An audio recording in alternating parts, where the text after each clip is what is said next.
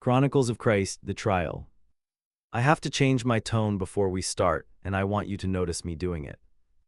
In every other one of these chronicles, I've asked you to hold the story a little loosely, to enjoy its puzzles, to let the testing feel like play. Not this one. Tonight we're in a courtroom at midnight, the man on trial will be dead by tomorrow afternoon, and the story of how that happened has been used, I'm not going to soften this, to justify the murder of Jews for the better part of 2,000 years. So I'm going to ask you for a different posture than usual, not lightness, but care. The kind of care you use handling something that has already cut a great many hands. We'll test this story every bit as honestly as we've tested all the others, because honesty is the only respect worth paying the dead. But we'll test it knowing that how we read it has consequences that reach far past this room. There's a verse in this chapter that has got people killed. I am not going to skip it, and I am not going to leave it dangerous. When we reach it, I'll hand it to you with its whole context in the same breath, the way you hand someone a knife, handle first. Here's what we'll find so you can test me as we go. First, that our four witnesses don't even agree on what kind of proceeding this was, where it happened, when, before whom, on what charge. Second, that the history underneath is a genuine tangle. It is not at all simple who had the legal power to kill him, or how lawful any of it was, or whether the Roman governor was the reluctant man the Gospels paint. And third, that beneath every one of those uncertainties sits one of the very few things about Jesus that virtually every historian alive agrees actually happened. The proceedings are a fog. The outcome is bedrock. Let's walk into the fog carefully and find the ground under it. 4 courtrooms. Ask our 4 witnesses a simple question: what happened at the trial of Jesus? And you don't get one answer. You get 4 proceedings that won't quite line up, and the differences aren't decoration, they're the evidence. Mark gives us a night trial. Jesus is taken to the high priest, the whole council assembled in the dark, witnesses brought forward who can't keep their stories straight. Finally, the high priest asks him point blank, "Are you the Christ, the Son of the Blessed?" And Jesus, silent until now, answers, "I am, and you will see the Son of Man seated at the right hand of power and coming with the clouds of heaven." At that, the high priest tears his own robes, the ritual gesture of a man who has just heard blasphemy, and the council condemns him as deserving death. They spit on him. Then at dawn, a brief consultation, and off to Pilate. Matthew follows Mark almost exactly. He names the high priest Caiaphas, but adds 3 things no one else has. A message from Pilate's wife, who's had a nightmare about that righteous man. The moment Pilate calls for water and washes his hands before the crowd, and the cry we'll handle with great care later. Luke tells it differently in ways that matter. In Luke, there's no night trial, the council meets in the morning. There's no explicit verdict of blasphemy. And Luke alone sends Jesus to a second judge entirely, Herod Antipas, ruler of Galilee, who happens to be in Jerusalem and who is delighted to finally meet the famous miracle worker, hoping for a show and gets only silence, and so mocks him, dresses him in fine clothes, and ships him back. 3 separate times in Luke, Pilate says the same thing: "I find no guilt in this man." And John is strangest of all. In John, Jesus is taken first to Annas, the old power behind the priesthood, the father-in-law of Caiaphas, and then John gives us no formal Sanhedrin trial at all. No council scene, no blasphemy verdict, no torn robes. Instead, John spends his length on the longest, eeriest conversation in the whole Passion, Jesus and Pilate alone circling each other. "My kingdom is not of this world, so you are a king. What is truth?" And Pilate, bringing the scourged and thorn-crowned man out before the crowd. Behold the man. 4 Gospels, 4 courtrooms, and if you tried to film them as one continuous scene, you could not do it. But notice the one thing they all agree on, because it's the hinge of the whole event. Watch the charge change as Jesus moves from room to room. Before the Jewish authorities, the charge is religious, blasphemy, claiming to be the Messiah, the Son of God. But you cannot bring blasphemy to a Roman governor. Rome did not care in the slightest what a man called himself before the God of Israel. So before Pilate, the charge gets translated into something Rome would kill for. Listen to Luke render the hinge exactly. They tell Pilate this man is forbidding us to give tribute to Caesar and saying that he himself is a king. There it is. A religious claim has become a political one: sedition, rebellion, a rival king. Because blasphemy earns you a torn robe, only treason earns you a cross. And the sign they nailed above his head names the crime they finally settled on, in 3 languages so no passerby could miss it: Jesus of Nazareth, the King of the Jews. So which courtroom is the real one? That question, who actually held the power to kill him and how lawful any of it was, turns out to be one of the hardest in the entire New Testament. Let's go there. Who held the sword? Here's a question that sounds simple and isn't. Who actually had the legal power to put Jesus to death? The Gospels give a clear answer in John's own words. When the Jewish leaders bring Jesus to Pilate, John has them say, "It is not lawful for us to put anyone to death." On the standard reading, this is the whole reason there's a Roman trial at all under Roman occupation. The power of the sword, the authority to execute, belonged to the Roman governor, not to the local council. If the Sanhedrin wanted a man dead, they needed Rome to do it. That's the mainstream picture, and it fits. A religious court that can convict but cannot execute, forced to hand its prisoner to an occupier who alone can kill. But I have to tell you it's contested, because the honest witnesses don't all cooperate. The Book of Acts shows that same council stoning Stephen to death not long after, with no Roman in sight, though many read that as a mob lynching, not a lawful execution.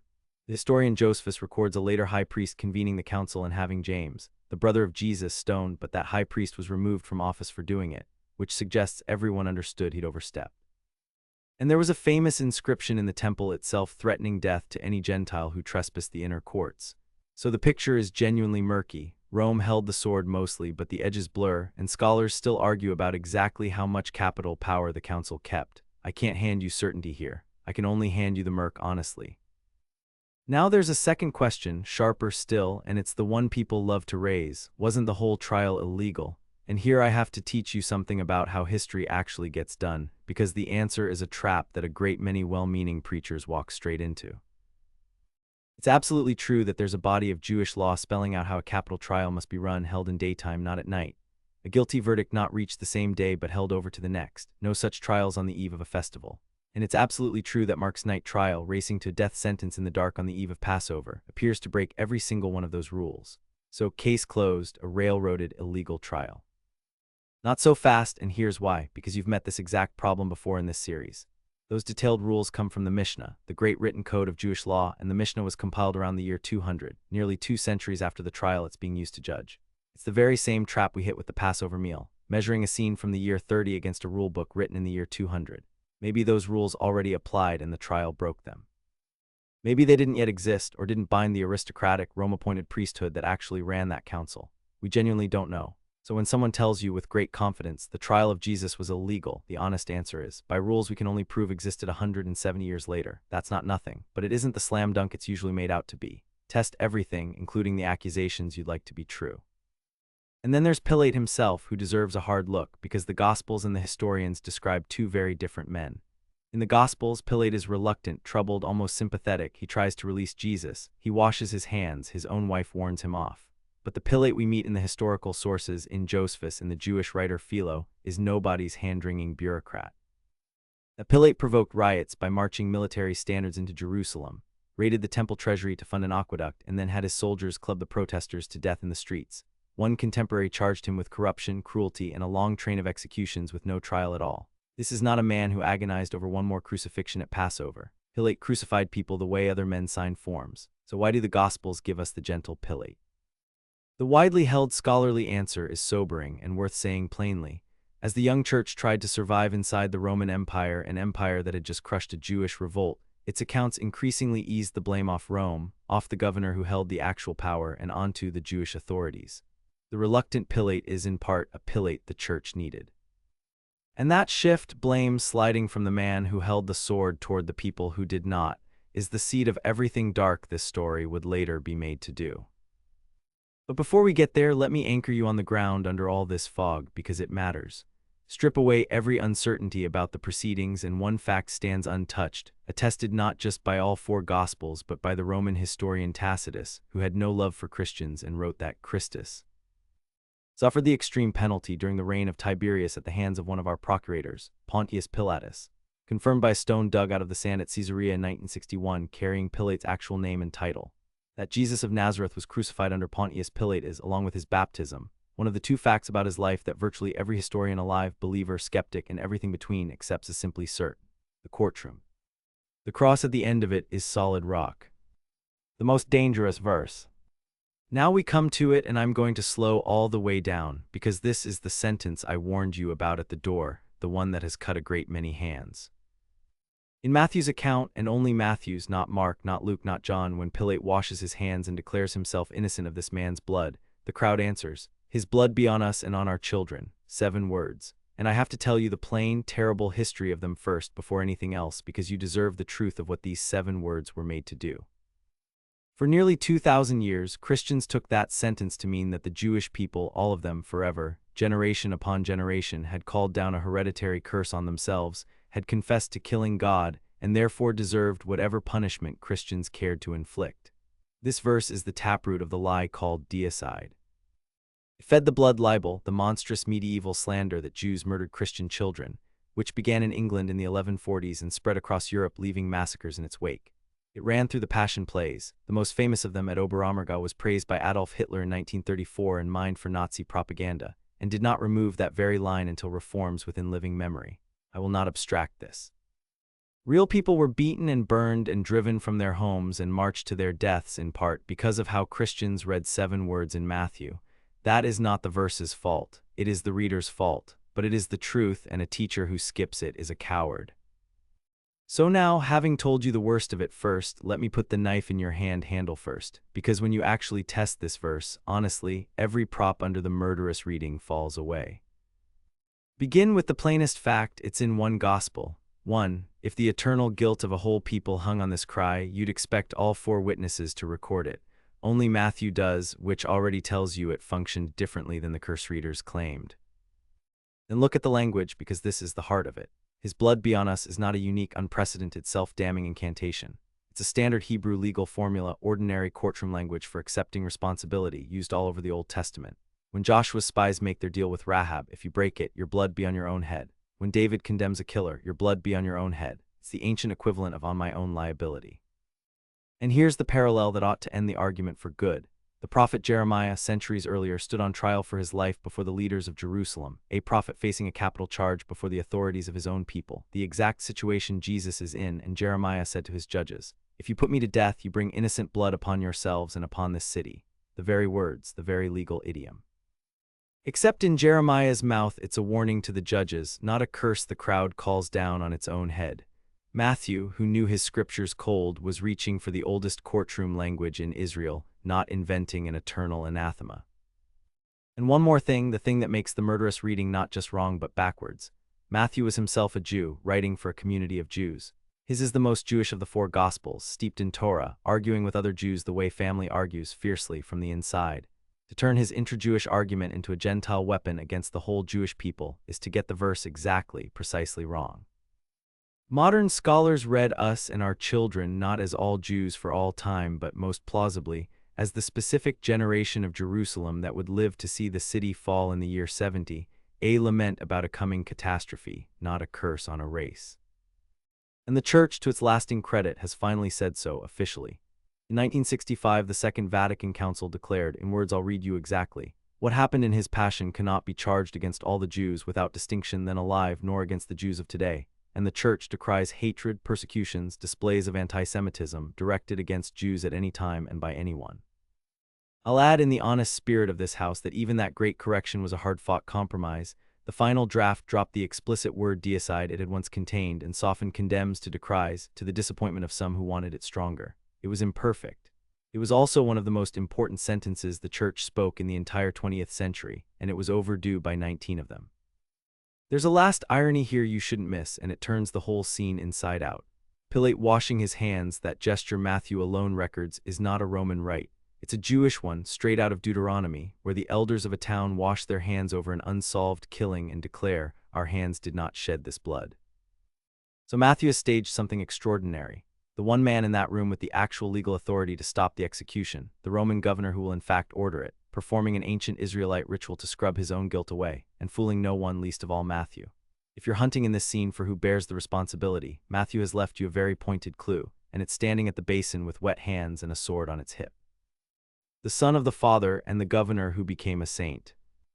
2 figures stand at the edges of this trial who are worth pulling into the light, because each carries a strangeness the flannel graphs leave out.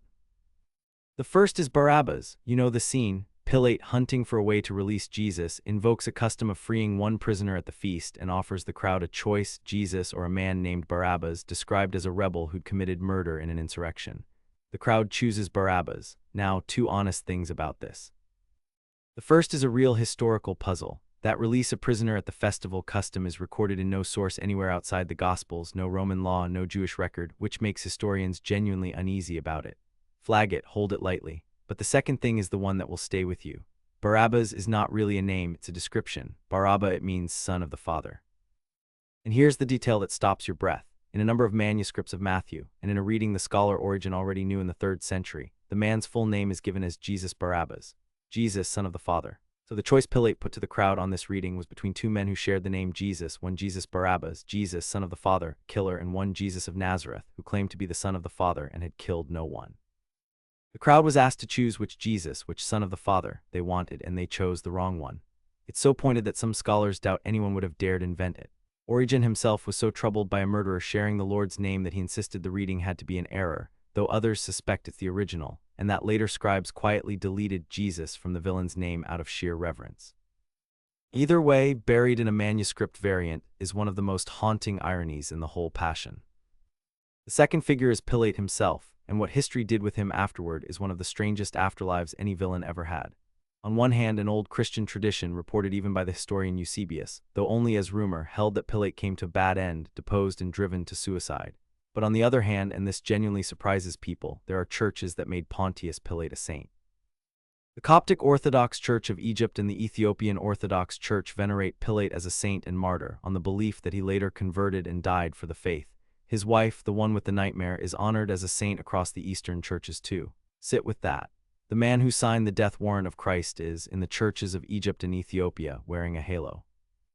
Whatever else it is a stunning refusal to let even Pilate be beyond the reach of mercy, which is either the most confused thing the church ever did or the most consistent. And Pilate left us one line that outlived him by 2,000 years and never stops being asked. When Jesus told him, "Everyone who is of the truth listens to my voice," Pilate answered with 3 words and then turned away without waiting to hear. What is truth? John doesn't tell us the tone, a sneer, a sigh, a genuine ache. The philosopher Francis Bacon, 16 centuries later, opened his great essay on truth by imagining it as a sneer. What is truth? Said jesting Pilate, and would not stay for an answer. A man stood in front of the person his followers would call truth itself, asked the deepest question a human being can ask, and did not wait for the reply. He had a schedule. There was a crowd to manage. It may be the most human moment in the whole trial, not cruelty, not even cowardice, just a busy man brushing past the one question that mattered because he had a job to finish. We do it every day. Hold this one gently. Gather it up then gently, and with the care we promised at the door. What stands as solid rock is this. Jesus of Nazareth was tried under the authority of Rome and crucified under Pontius Pilate. Of all the events in this series, this one and the baptism are the surest, accepted by nearly every historian who has ever examined the evidence, believer or not, and confirmed from outside the Bible by a hostile Roman pen and a stone in the sand. Whatever the fog over the courtroom, the cross at the end of it is not in doubt. What is genuinely uncertain, and I've tried to keep it honestly in the open, is the proceedings. 4 witnesses give us 4 courtrooms that will not merge, a night trial or a morning one, a Herod or no Herod, a formal blasphemy verdict or a long quiet duel with a governor. Who exactly held the legal power to kill him, and how lawful any of it was, is a real tangle we cannot fully unpick, and the charge that the trial was illegal leans on a rulebook written 170 years too late. And the gentle Pilate of the Gospels sits uneasily beside the brutal Pilate of history, in a way that tells us the accounts were already carefully shifting a weight. And what we have to carry out of this room with the greatest care of all is this. The darkest use this story was ever put to, the long, blood-soaked lie that it licensed hatred of the Jewish people, is a betrayal not only of the Jews but of the text itself, which is a Jewish man's Jewish argument, using Israel's own ancient courtroom language about a Jewish Messiah condemned by a Roman sword. The verse that was made a weapon dissolves the very moment you actually test it, which is the whole reason we test everything. Careless reading kills. Careful reading here is not a luxury. It is very nearly a matter of life and death, and history has the receipts. So test everything, especially the readings that flatter you or arm you or let you off the hook. And hold fast what is good, which here at the end is a strange and stubborn thing. An innocent man, silent as a sheep before the shearers, standing in a fog of human blame while every earthly power washes its hands, and refusing all the way to the cross to call down on anyone the very curse others would later put in the crowd's mouth. He asked no blood on anyone's head. That was the whole point of his. Hold this one gently. It has cut enough hands already.